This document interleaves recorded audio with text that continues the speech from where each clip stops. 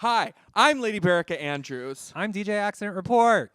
And this is the muffled noise you wish you never heard coming out of your parents' bedroom. Nobody's watching wrestling! The primal scene. Ow! Oh my god! It's our second month back, or I don't know when this is airing. Airing. We're on television. We're on two tubes. Today we're talking about Sonny Kiss. Wait. We're supposed to say, we're going to talk. Today we're going to talk about wrestling we love instead of wrestling we hate, because that got boring. Today we're going to talk about Sonny Kiss. Sonny Kiss!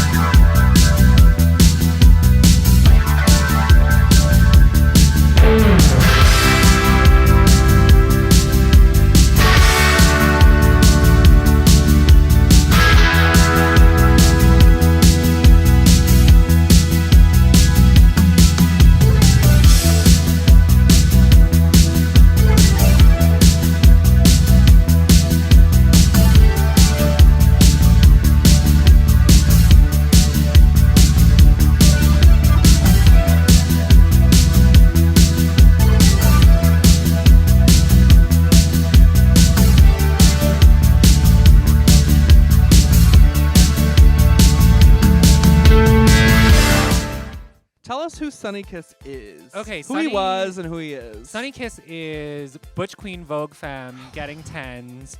Across the board. Sonny Kiss is the coolest girl at the school that all the girls want to be and all the guys wish they could have. Sonny Kiss uses she, her, and he, him pronouns. Don't come for it. Don't come for it. I know that's really hard for straight people. All your business. Your business is not that. Your business is to get it right. So we watched 3 matches with Sonny Kiss, which is what we're going to do moving forward. We're watching 3 matches with each wrestler, just kind of spanning their career. The first one we watched was with Jamie Senegal at A Matter of Pride in 2016. Then we watched Sonny, who was known as Exolicious at the time, and Lucha Underground. This was in episode 3 of season 4 against Jack Evans. And then finally, we watched probably his biggest match to date with Cody Rhodes at AEW, and this was Fight for the Fallen for the TNT Championship. One of my favorite matches of all time. I was gagged. Okay, wait. How would you describe Sonny Kiss to your gay best friend who does not watch wrestling? The gay best friend? I'm not explaining to straight people? Whatever, just explain. How would you describe Sonny Kiss? I would... Oh my god, I don't know. Well, think of something. That's your job. I would describe Sonny Kiss as... he's indescribable to me in that way. I don't know, the one that you walk into the club and they're already filling themselves and it's only 10 p.m. You know, True. The person that's just doesn't care what the DJ's playing. They're just dancing. Sonny Kiss has this attitude where she has never been bothered in her entire life. And I'm sure she has, but she carries herself with such grace. Just is the sweetest and has the best fucking ass in the world. Have you ever seen a butt like that? I've never seen a butt like this. We work with drag queens with fake butts. I've never even seen a fake butt like this. The best butt in the industry. Drag queens would pay money to have that butt. Yeah, for sure. Madeline Hatter did. Yes. Yes. Yo, that plastic surgery Madeline Hatter got sounded nutso. Nutso and amazing. I cannot believe how much she said it hurt. Go listen to Nobodies Saying Hello with Madeline Hatter. It's our season 2 premiere. Okay, so let's talk about what was first. Oh, Sonny versus Jamie. It was incredible to watch, because you could already tell that both of them are stars. Yes. But they're baby stars in that moment. They were babies They at were this point. little babies. Yes. But they both had real charisma already. Mm-hmm. They had that part figured out. That was not what they Sonny needed to work on. has known who she is from the beginning, down to what she's wearing. It's always a long sleeve crop top and booty shorts, fishnets probably, and it's always a cute Sometimes fucking the garter belt detail. The fabric. This was an animal, a teal animal print. Yes. Gagged. Sonny has the flourish and the finesse. It's not just about doing the moves with her.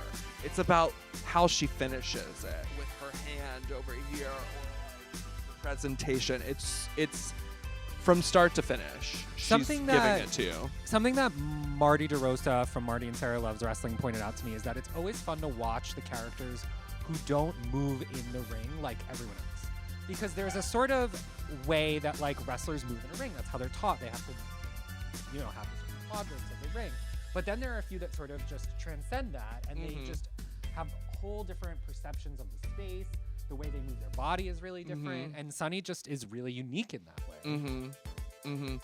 Also, what I loved about this match, it was like two baby queers, but somehow, like it's always a default thing to go to like sexual tension when there's queers in the ring.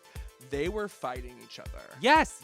There wasn't any kind of like tacky. Nope, it wasn't like, tacky. are they gonna it wasn't kiss spot? stereotypical. Yeah. It was like, no, we're here to fight.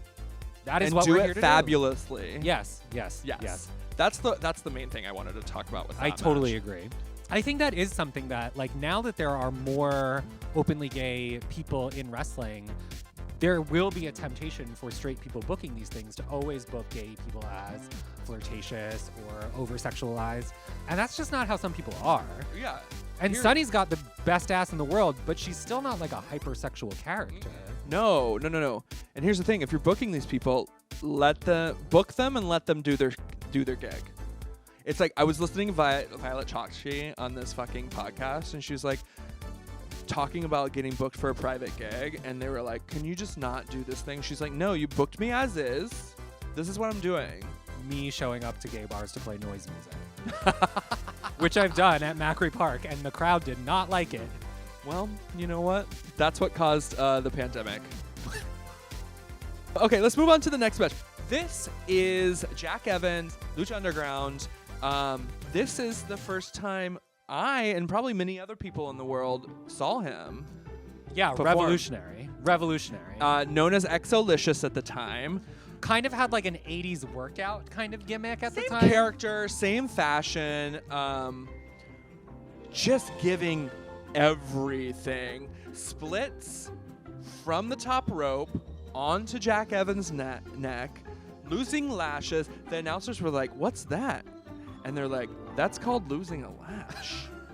And this might have been, and this is not just the first time I saw Sonny Kiss. I think this is the first time I saw a queer wrestler on like a national type venue. I don't think we were there yet quite. There might have been. Well, there was Darren Young before this, but Darren Young played straight.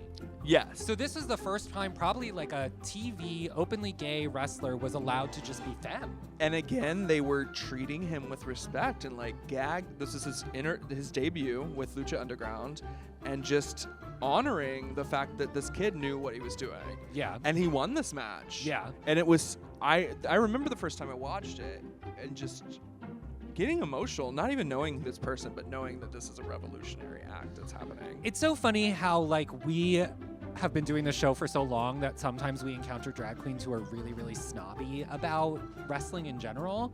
And I'm like, but like why? Like there's Sonny Kiss who's doing what you're doing and better. I reposted that match the day I watched it. And guess because what? No drag queens watched it because they're snobs. I just need people to see it. I need just watch it. I wrote down twerkstraction. Like he was distracting Jack Evans with the twerk. Oh, I love that. It's so good. Very And good. not in a sexual way, but just like, what the fuck is this? What the fuck is happening right now? Jack Evans is this like the super like egotistical character. Jack Evans actually deserves a lot of credit for that match because Jack sold for He Sonny. sold it. And not a lot of people would because they're assholes. And also he's been around for a while too, right? Yeah. So it might have been a risk for him at the time, I'm sure. I bet it was. And he really treated Sonny with so much respect. It was a in fun that match. So fun. Go back and watch that. These matches are in the descriptions. You need to watch them. So let's talk about this, the biggest match of his career, Cody Rhodes. The best AEW. match of 2020 by far. You think? Easily. Okay. This is my first time watching it. I loved it. What did you love about it? I loved that the ring was big enough that Sonny Kiss could do multiple flippies, and just he was swinging all over that I always call it a stage. It's a stage to me. I love that he was the joy to Cody Rhodes' curmudgeon-y, like, character that he kind of plays now. What's his group called that he's... I don't know what they're calling it now. Nightmare Family, I Yeah, guess. the Nightmare Family cat out here. The only nightmare is that tattoo on your neck. I guess one thing that was cool about that match... Go ahead. One thing that was cool about that match was that you got to see that Sonny is not only like athletic and flexible and beautiful, blah, blah, blah, blah, blah, but also that she's smart because she knew every single one of Cody's moves and had a reversal for it. So that's like a new level to the character that I think was being explored in that match. That's something I would not have noticed, but thank you. You're welcome. Also, production value, coming out with the Jacksonville cheerleaders So and doing a cool. little number before. So cool. Probably one of the best intros I've ever seen. She looked so happy. So good. A little nervous, but like, how could you not? And her makeup's always just like dewy and perfect. Her Beautiful lash didn't fall off.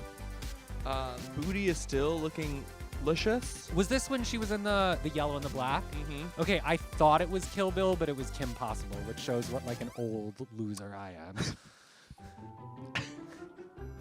I don't even... Okay. Yes. Kim Possible. Never thought we'd talk about Kim Possible. I tried my whole life not to. Concrete Rose. Where does this Concrete Rose come from? Well, she's beautiful, but she's tough. Okay. Yeah. That makes sense. Cool. What else can we say? I just want to be friends with her. I want to interview her one day. And then I, again, cried when they hugged at the end because there's such respect in AEW. I think what was also really cool about that match was that it was booked in a way that, although you kind of knew Cody was going to win, you kind of for a second really believed Sonny could. I thought he was going to win. And that goes credit to Cody because Cody sold that he was getting frustrated and they had a whole storyline about it. But it also is credit to Sonny because it was so believable in that moment and I wanted it so bad. And that's like the magic of wrestling, right? That like you believe the impossible could happen. And it isn't impossible that Sonny could be winning titles. But in that moment, suddenly I really felt this could be her moment. Mm-hmm. And then I was disappointed, which is what great art And does. it was, but it was a moment, but there's more moments to come. Like, Of this course. isn't going to be the last time she's up for that kind of title. Totally. And what's great about AEW is Sonny's in like a tag team right now with Joey Janela, but Sonny's still getting singles matches and like still winning. Work. So that's great to see. Also, just let Penelope and Sonny fight together. They need to be a tag team. Yeah, or I would be happy because he's a babyface and she's a heel. Fight each other. Why not? Do it. Stay tuned for future episodes where we talk about, this might be future or past episodes with Penelope Ford. I think we got to talk about our sponsors. Did we do that already this episode? I don't think so. Oh my God. Thank you to Backery Park here in Brooklyn, New York. This is a queer bar letting us use their space. Come check out what they have to offer when you're in New York. It's right off the Lorimer Metropolitan G and L stop. G and L stop. Very easy to get back to Manhattan where Very you're easy. surely staying if you're visiting. We're also sponsored by... Black Phoenix Alchemy Lab. This is a gothic perfume company. Today we're going to talk about Black House. This is Victoria Black scent, the Black House. Victoria Black from Dragula. I don't think I've ever smelled this one before. This is one of my favorite scents. It's lavender and like dirt and like coffin and like embalming. I don't know if there's embalming fluid, but like I wear this almost all the time. It's dirty, but like Elegant. elegant. It's like an old haunted mansion. It's like finding flowers in a coffin. Flowers in the attic. Did